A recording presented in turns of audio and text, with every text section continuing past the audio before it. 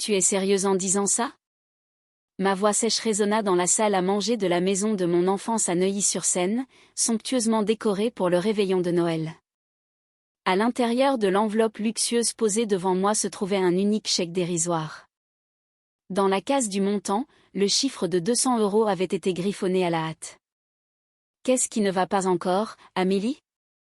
Ma mère, Solange, poussa un soupir exaspéré. À côté d'elle, ma sœur cadette, Léa, se pavanait dans une robe de créateur flambant neuve et m'adressa un sourire méprisant. C'est un cadeau de mamie, tu devrais être reconnaissante et l'accepter. Oui, Amélie, pourquoi ne l'utilises-tu pas pour payer le loyer de ton vieil appartement miteux du 19e? Au doigt de ma sœur, une bague en diamant absurdement grosse scintillait sous les lustres. J'expirai doucement. Je m'appelle Amélie, j'ai 32 ans et je suis experte en évaluation immobilière de prestige à Paris, avec un revenu annuel de 250 000 €. Et pourtant, à cause d'un mystérieux problème de fichage bancaire à la Banque de France, je ne parviens à faire approuver aucun prêt et je vis toujours dans un studio ancien. Merci. Je vais l'appeler pour la remercier. Alors que je sortais mon téléphone, la main de ma mère se figea soudainement. Non, ce n'est pas la peine d'appeler. Ta grand-mère est déjà couchée. Sa voix dérailla, et il était évident qu'elle était déstabilisée. Mes instincts professionnels firent immédiatement retentir l'alarme. Dans les transactions immobilières, lorsqu'un intermédiaire refuse le contact direct avec le mandant, il y a toujours un vice caché sous la surface. Il n'est que 19 h. Ignorant sa tentative de m'arrêter, j'appuyai sur le bouton d'appel et mis le haut-parleur. Oh, Amélie, joyeux Noël. Joyeux Noël, mamie. Je viens de recevoir le chèque. Dis-je en gardant les yeux fixés sur ma mère. Merci pour les 200 €. Il y eut un bref silence à l'autre bout du fil. Quoi? Tu plaisantes, j'espère. Le cri de ma grand-mère retentit et ma mère tressaillit visiblement. Je ne t'ai pas renvoyé 200 €. J'ai donné instruction à Solange de débloquer 1,2 million d'euros de ton fonds fiduciaire pour l'achat de ta nouvelle maison. Le temps s'arrêta. 1,2 million d'euros d'un côté, et les 200 € dans ma main. La différence était de 1 199 800 €. Ma mère devint livide et lâcha le couteau qu'elle tenait. Ma sœur resta figée, la bouche bée. Raccroche. Mamie perd la tête, elle est sénile. Ma mère se jeta sur le téléphone, mais j'esquivai sa main. Sénile. En tant qu'experte, j'ai débusqué d'innombrables mensonges. L'expression sur le visage de ma mère à ce moment-là était exactement celle d'un escroc pris au piège. Désolée, mamie. La réception semble mauvaise. Je mis délibérément fin à l'appel sans donner plus de détails. Faire une scène maintenant leur permettrait seulement de tout mettre sur le compte des délires d'une vieille femme. Alors, qu'est-ce que cela signifie? Quand je posai la question, le visage de ma mère se détendit avec un soulagement évident. Je te l'ai dit, non? Sa démence s'aggrave. Il n'y a aucune chance qu'elle ait 1,2 million d'euros comme ça. Oui, pauvre mamie. Je jouai le rôle de la fille dupée, saisis mon sac et me levai. Je me sens mal, je rentre chez moi. En me dirigeant vers la porte d'entrée, une pile de documents cachés derrière le canapé attira mon regard.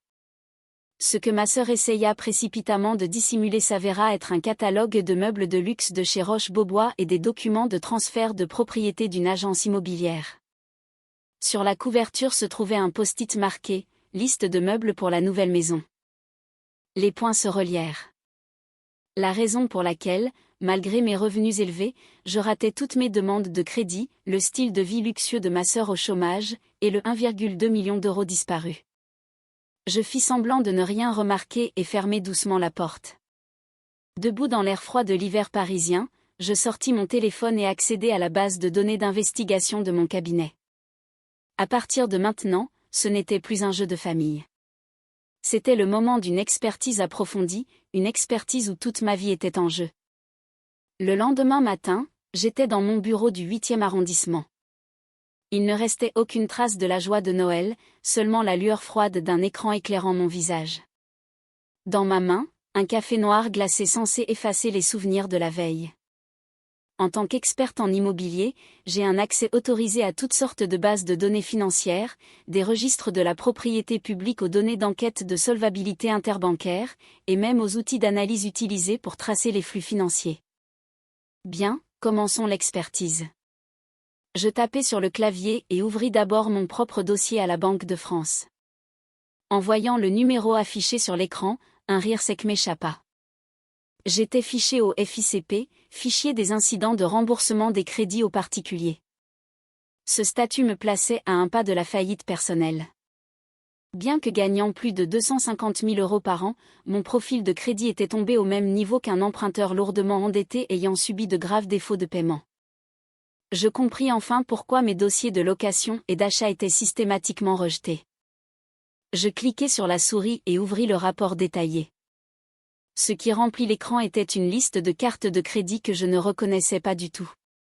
American Express, Visa Infinite, Mastercard Gold, 5 cartes au total.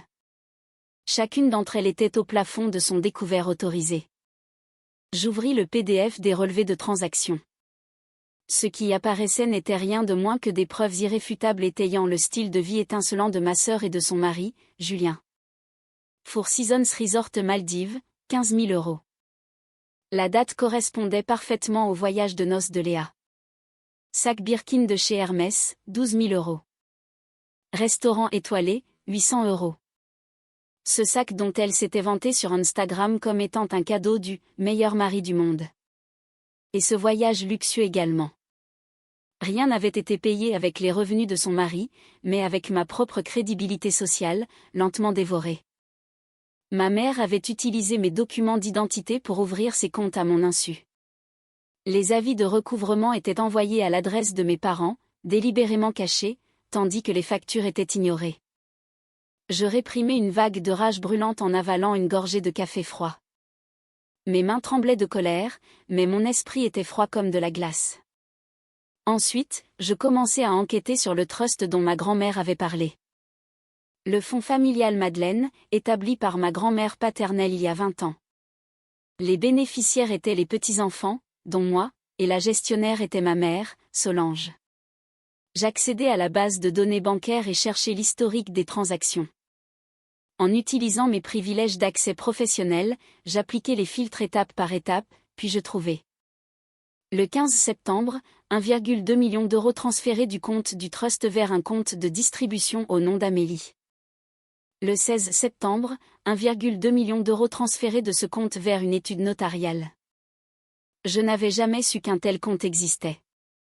En creusant davantage, je découvris que le compte avait été ouvert le 10 septembre par Solange, agissant en tant que mandataire. L'adresse de notification était celle de mes parents. Tout concordait. Ma mère avait ouvert un compte en mon nom. Pour la banque, c'était une procédure légale. Mais la personne qui contrôlait réellement ce compte était ma mère. Elle avait ensuite transféré les fonds pour l'achat de la maison de ma sœur. Ce n'était pas un simple détournement, c'était un crime calculé exploitant une faille de confiance. En traçant le transfert vers le notaire, j'arrivai enfin au registre de la propriété de la maison achetée. C'était un hôtel particulier avec piscine situé dans un quartier huppé de Saint-Cloud. Le prix était de 1,25 million €. Puis je regardai la section des propriétaires. Au moment où je vis les noms affichés, je faillis écraser la souris dans ma main. Léa et Julien. Ma sœur et son mari. Ils avaient utilisé l'argent censé acheter mon logement pour s'offrir un manoir de luxe. Et ce n'était pas tout. Dans la section des hypothèques, il y avait une mention qui me glaça le sang, caution solidaire, Amélie. Mon nom. Un prêt avait été contracté pour couvrir les frais de notaire et l'ameublement que les 1,2 million n'avaient pas suffi à payer. Et à mon insu, j'avais été désignée comme garante. Pas étonnant que mon score de crédit soit tombé dans l'abîme. Des dettes inconnues, des impayés et des responsabilités écrasantes. Ils n'avaient pas seulement volé mon argent, ils avaient piétiné ma réputation professionnelle. Ce n'était plus un conflit familial, c'était une série de crimes graves, abus de confiance, faux et usage de faux en écriture publique, fraude bancaire, détournement de fonds et usurpation d'identité. Des crimes qui garantissaient un billet simple pour la prison. Les mains tremblantes, je téléchargeais tous les documents. Il n'y avait plus de tristesse, seulement une colère glaciale et l'exaltation d'un chasseur ayant acculé sa proie. Très bien, Léa. Je sortis mon téléphone et envoyai un message à Marc, un ami d'école spécialisé en cybersécurité. Salut Marc, j'ai besoin que tu déterres des données sales pour moi. Je te paierai bien. Je vais mettre toute leur vie aux enchères, avec cette maison. C'était tard le soir du nouvel an quand Marc me rappela. Amélie, prépare-toi avant de regarder ça. C'est bien pire que ce qu'on pensait. Au moment où j'ouvris le fichier crypté, ma chambre fut inondée par la noirceur de ma mère et de ma sœur. Marc avait récupéré les données d'un vieil ordinateur portable que ma mère avait laissé traîner.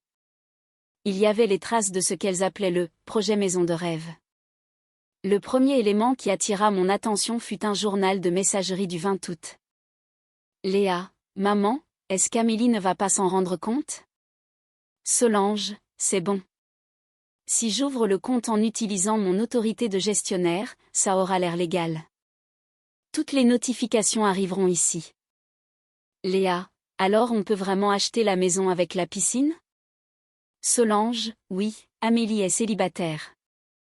Elle n'a pas besoin d'une grande maison de toute façon. Le 1er septembre, Solange écrivait « Je vais payer Maître Foster, le notaire, 5 000 € pour coopérer. Je signerai pour Amélie moi-même, je me suis exercée pendant des années. » Un rire sec m'échappa. S'exercer pendant des années à imiter ma signature. Parmi les fichiers supprimés se trouvait une image modifiée de ma carte d'identité. Ma photo avait été remplacée par une photo de moi datant du lycée, retouchée numériquement pour ressembler à ma sœur. Et dans les emails avec le clerc de notaire, il y avait des échanges révoltants. Mais le pire était un enregistrement d'appel vidéo. On y voyait une femme portant un masque, assise dans une lumière tamisée. La coiffure ressemblait à la mienne, mais le regard était celui de Léa. « Mademoiselle Amélie ?» demandait le notaire. « C'est bien moi. » La personne à l'écran brandissait la fausse carte d'identité. « Merci.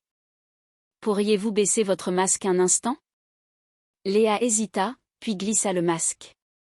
La qualité de la caméra avait été délibérément baissée, mais c'était indiscutablement elle. J'eus la nausée. Elles avaient planifié cette usurpation avec une précision chirurgicale. Ce qui me brisa le plus le cœur fut un message du 3 octobre. Léa, Amélie n'a rien remarqué. C'est incroyable, 1,2 million qui bouge et elle ne voit rien. Solange, elle est toujours focalisée sur son travail. Et elle n'imaginerait jamais nous suspecter. Léa, on est une famille après tout, MDR. Solange, exactement. On est une famille, donc on s'entraide. Pour elle, la famille n'était qu'une excuse pour l'exploitation. Les mains tremblantes, je sauvegardai tout sur une clé USB cryptée. Puis j'appelai Marc. Merci, Marc. C'est plus qu'il n'en faut. Tu vas à la police? Oui, mais avant cela, j'ai un devoir à accomplir. Mon travail d'experte immobilière, informer les propriétaires que leur maison a un vice de forme majeure. Cette nuit-là, je ne dormis pas. J'organisais les preuves, relevés, registres falsifiés, données informatiques, photos Instagram, tout était classé par ordre chronologique avec des annotations juridiques. C'était un dossier conçu pour effacer socialement celles qui avaient été ma mère et ma sœur. L'affection que j'avais pour elles s'était évaporée, remplacée par une résolution dure comme le béton. Les larmes étaient finies. C'était mon tour d'envoyer la facture, et elle allait être salée. Début janvier, je pris un congé et engageai les meilleurs professionnels. Je frappai à la porte de Maître Beaumont, un avocat spécialisé dans le droit des successions et la criminalité financière. Ses yeux acérés derrière ses lunettes et son calme olympien me rassurèrent.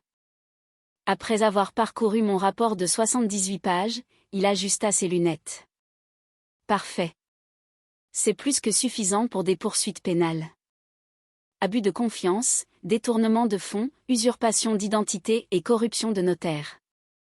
Si nous allons au bout, votre mère risque 3 à 5 ans de prison ferme, et votre sœur 2 à 3 ans.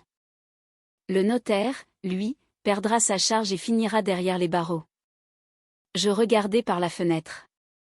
Est-ce assez pour récupérer mon argent? Amplement. Mais je voulais plus. Je voulais des preuves irréfutables de leur intention malveillante constante. Pendant des semaines, je menais une double vie. Le jour, j'étudiais les textes de loi. La nuit, je surveillais discrètement leur nouveau train de vie. Je découvris même des notes manuscrites de ma mère jetées à la poubelle, listant des excuses au cas où je découvrirais le pot aux roses, démence de mamie, près de non temporaire. En février, tout était prêt. J'avais même des photos de ma mère remettant une enveloppe au notaire dans un café. Mon 30e anniversaire était prévu pour le dimanche suivant. Ironiquement, elle l'utilisait comme excuse pour une réunion de famille. C'était la scène parfaite.